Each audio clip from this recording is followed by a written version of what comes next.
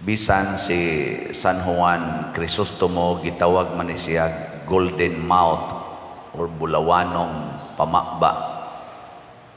Deny kay siya sa mga tao sa iyang panahon, pero tungod kay iya mang gipuy-an ang kinabuhi ni Kristo, kinabuhi sa iyang giwali, gidumtan pod ni siya sa mga daghang mga authorities. Nahimong kaaway niya ang mga tao nga dunay mga gahom sa katilingban, mga pari, mga obispo o kaha mga government officials. Mo nang gipaantos pod ni siya, gi-exile, apan iyang giagwanta ang tanan nga way reklamo, nagpaubos hangtod na sakit ni siya, murag ulcer man siguro sakit ani niya, kay magsigi man ni siya fasting, abstinence para sa kaning reparation sa mga sala sa mga tao. O nang nasakit siya og namatay, batanon pa kayo, ako 59, siya namatay 58. Karon mo 60 na gani ko, siya 58 years old ra, pero daghan na kay siya nahimo. Ambot kag mamatay ko karong taod-taod, nasa tingali ko'y nahimong gamay, no? Nasa gamay nahimo di nasad kalimtan. Mauni ang mahitabo unta nato kitang nagsunod sa Ginoo. Matud pang San Pablo sa unang pagbasa, ayaw na mo pagsigig hunahunaan ang mga buta nga kalibutanon. Hunahunaa ang mga buta nga tuas langit. Gilingi ay mong tupad na unsang butanga imong gihuna-huna ron. Wala. Kay kani manggong mga butang ani as kalibutan, kani mga kwarta, dungog, balay, yuta, kalampusan, kani mga butanga pulos ni sila maghatag nato og sala. Kung di ta magbantay, maghatag ni natog sala. Mao na nga matud pa diri ni San Pablo, ang mga butang ani as kalibutan maghatag yun og sala. Mao nang patya ninyo, matud pa niya, ang kaibog na kalibutanon. Ano bang maibog kas mga nindot og balay, nindot og naong, nindot og height, ana ba? Mga putot maibog sa tag-as, ang tag-as ibog sa putot. Kay haron gikapoy na po sila ng taas kay sila ba kanang kaibog ang mga colors buhok, mga kurtis kilay, mga colors naong, mga gipang sulob, mga sakyanan. Kini sila mo resulta ni sa kahakog, panag-away, dinumtanay, kaulag. Mao nay resulta na pinatyanay. Mao ni rong kalibutan porting gubuta, kay ang ato manggong kaibog naa sa butang kalibutanon. Nakaron unsa may itong iilis, ilisan na nato kaibog sa mga butang ato as langit. Unsa may tuas langit? Kalipay. To adito kalipay. Ganahan mo malipay? Ha?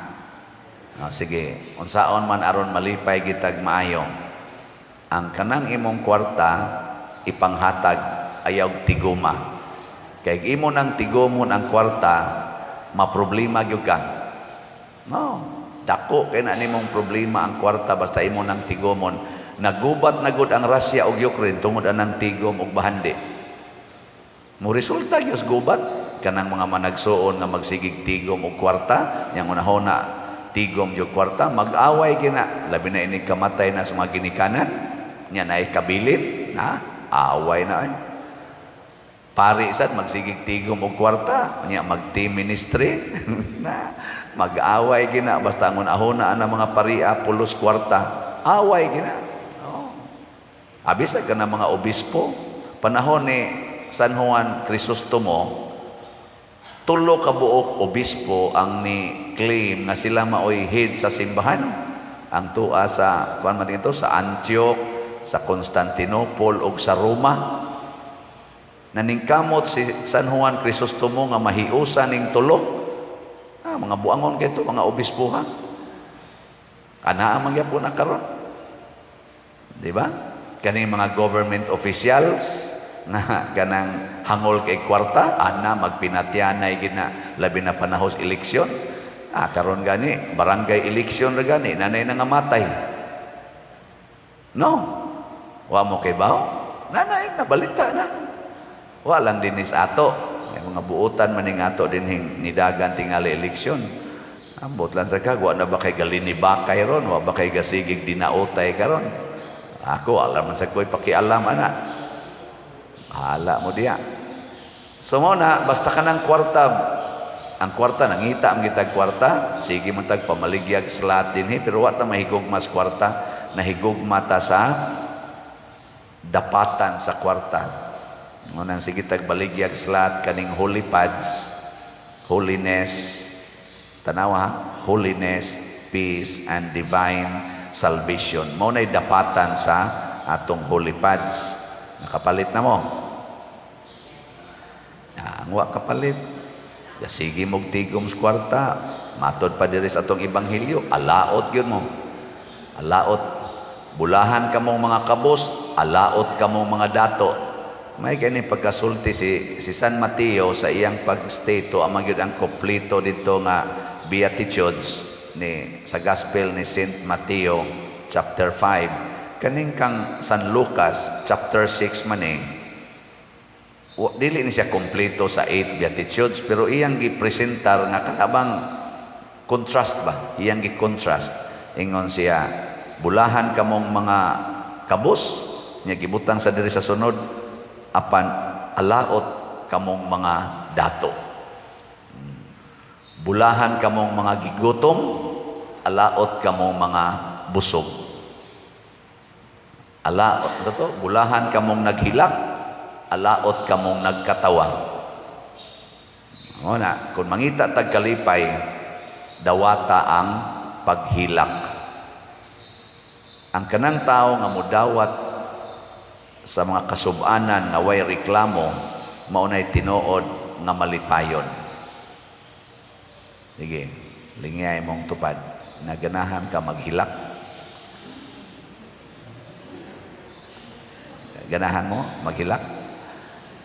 Og di ka nagaganahan maghilak, magsige ra gyud kag kaguol.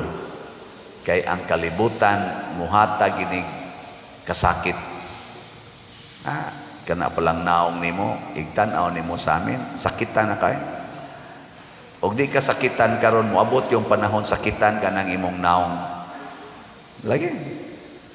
Nakulas una katong wa ko sugtas ako gipanguyaban, giingnan kong batig naong, igtan-aw na ko sa amin, magsigo batik kag naong, batik kag naong. Sakitan sa kuwatoy. Pero karon wa na nakadawat na gyud ko ani akong naong. Nindot kayo, makadawat kas imong kasakit ba? Sa una, sakitan ko nga, wa ko'y tarungkaon. Sige lag sudan anang chicharon nga katubitang lingin, niya ikasin, usahay, piwi, mo akong isuwa sa kanon, niya luyag asin, mo ginay paborito kayo. Eskwela pa ko. Suya kay ko anang uban nga yano-yano lag palit anang mga chorizo, mga hotdog, ana ba? Lami kita naon magmantikag itlog kami, makamantika lamig itlog, butangag paliya, wa na, mura namig nagpista. Makaluto lami ana na ang pansit. Panahog na ay adlaw minatay o pista, pastang gubutan na gyud, lami na gyud kay kinabuhi ba? Kay kasagaran gyud kana gyung o skiampi, kanang tinabal katong tinabal nga kana ganing tag-ason nga daghan kaayog asin nga inig sugba nimo kuto-kuto lang agi. Ana, ya humulan din to siya suka. Mao na. Hangtod mga dugmok na lang tong ikog ato kani mga hasang mga dugmok anaon na sa studlo. Tilap-tilapan di gito iyabo ang katong gihumula suka kay magamit pa man to sunod kaon. Ana. Kanoy kanang sakit-sakit sa tumog tan-aw ta ato pero gidawat to nako. Karon nga pari nako, wa jud ko mahangol ana mga pagkaon nga lami. Ako ra gyud ng kanon pero ako mahangol. Okay, o kuhaon na. Kamao man kung mobalik sa luyag asin, kuhaon ni mga laming pagkaon, kamao sa kung mukaon o sa kiampi. Ang sa to, put-put, bay tawagan na, put-put, kamao gyapon ko na mukaon. Kamao man ko na tanan. Kuhaon ning balay, kamao kung mupuyo anang higda lang tagyuta, pag humas bagyong ruping, higda ko giyuta mga hapit 2 ka buwan. Banigan na nimong ilawom si yuta ba niya ang katong mga nangalangkat nga mga sin ibutang dito sa babaw itongtong na og mukusog yung uwan bahaan yun pero wa nam sa tuyuan pag human atong bagyong ruping wa nam sa katoy kusog nga uwan mo na nga ang pagdawat sa kasakit mao na siya sikreto aron ta mahimong tinuod nga malipayon kanabang makamao na kang mupuyo sa nagkalain-laing matang sa kinabuhi. Pero doon na gani kay matang sa kinabuhi nga di ka ganahan mo dawat, maunay mo patay sa imong kalipay.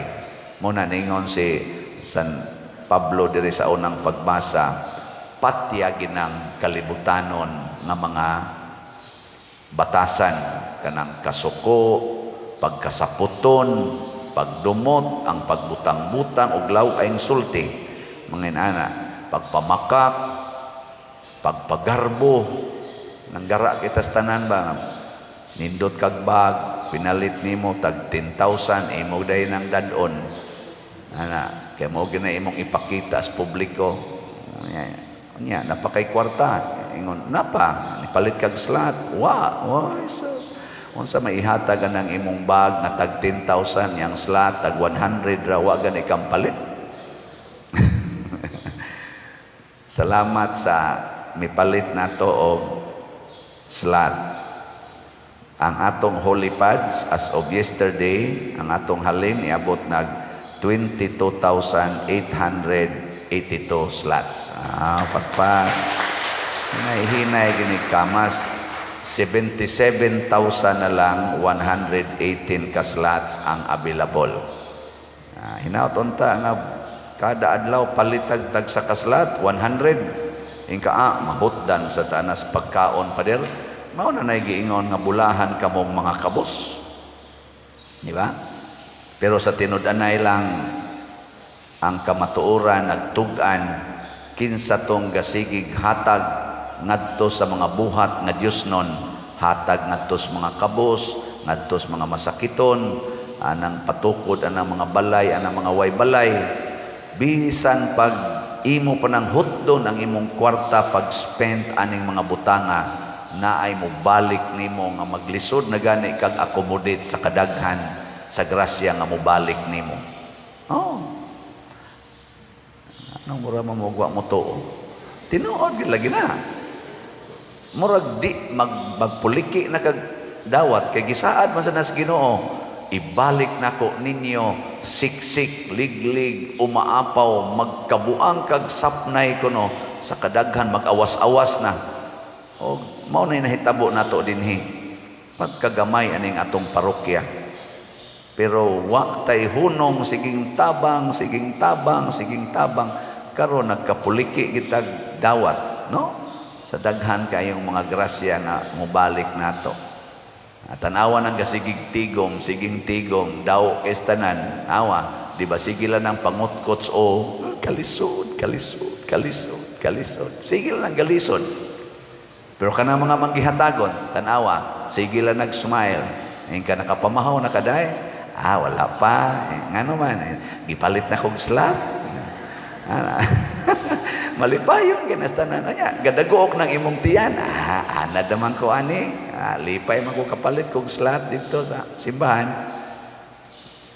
pero sa tinud-anay na imo balik anang grasya niya nga hasta siya dili katuo di gid katuo na ingon ana ang Ginoo kani ding iyang pag-ingon bulahan kamong mga gigutom kay kamo pagabusgon iya gid ang buhaton samtang buhi patang kanang moingon siya bulahan kamong naghilak kay kamo niya lipayon iya ginang buhaton samtang ni apata dinhi nya pun ana niya ini kamatay na nato didto sa kinabuhi nga way katapusan. Muna, salamat kaayo ninyo nga nagsigig tabang nato dinhi kay dako gyud mo grasya. Usa sa mga kalihukan nato karong umaabot na atay kaning ang tawag ani Christian Life Program sa mga couples karoning magsugod September 23. Ang mga couples for Christ nato ani maoy nagpasiugda. So kada ni alas 7:30 sa gabi pila ni kasabado basta karong 23 naadiha sila gibutang paybalos gawas tarpaulin kinsa to mga banag asawa nga gustong mas makakat-on og maayo sa mahitungod aning Kristohanong panagtiayon hala appeal mo aning couples for Christ. Ang katosang Divine Mercy nga basic orientation seminar murag karong 23 sad Sabado gihapon. Sabado ba? Sige, atulan niya ng isulti o kanos-a o ang actual naasad tay basic orientation seminar on mercy para sa mga gustong modibusyon aning Divine Mercy. Unsa man ni siyang mga organisasyon na Couples for Christ, aning Divine Mercy, mga paningkamot ni nga maduol tas Ginoo. Isip couple, mga magtiayon, maduol sa Ginoo. Individual, maduol sa Ginoo. Batanon, tiguang, guwapa, guwapo. Aritas Ginoo, paduol ta. Karon dili ni mo bati atong naong. Nya katong batig naong, amo duol sa Ginoo, makadawat sa iyang kabati, no? dili siya mo guwapo, pero makadawat siya. Makadawat ba? Dili na siya mahimong kanang magdepresyon tungod siyang naong. Ingon ana na nya kadto sa mga gwapo ug gwapa di na sad sila magpagarbo nga murag gyud sila gyud moy kuan, sila gyud maoy labaw sa uban. Ang mga dato dili magpagarbo, ang mga pobre dili sad masinas mga dato. Ingon ana ang kinabuhi nga Kristohanon. Nato na siyang puy-an. Matod pa diri sa atong tubag sa Salmo, pariham ni gihapon, ang Ginoo maluluyon sa tanan niyang mga binuhat. Kitang tanan binuhat ra gid tas Ginoo. Ug kun muduol ta niya iyatang kaluy-an, magpagarbo ganita iyatang biyaan, magkapuliki gid tag atiman sa tong kaugalingon hangtod na lang ang uban maghikog na lang noon kay wa na may Ginoo nga nag-atiman nila tungod sad sa ilang pagpalayo sa Ginoo. Muna si San Juan Crisostomo naghimo sa iyang mga pagwali awhag sa mga leaders o sa mga members sa simbahan o sa gobyerno nga mubalik yun pagsunod ni Kristo, nga motuo sa Ebanghelyo o mosunod niini bisan pa man usahay murag dili ta kasabot sa gipasabot. Kay ang epekto sa Ebanghelyo kung atong sundon, pulos gyud nindot para sa atong kinabuhi, lawas o kalag. Manindog ta.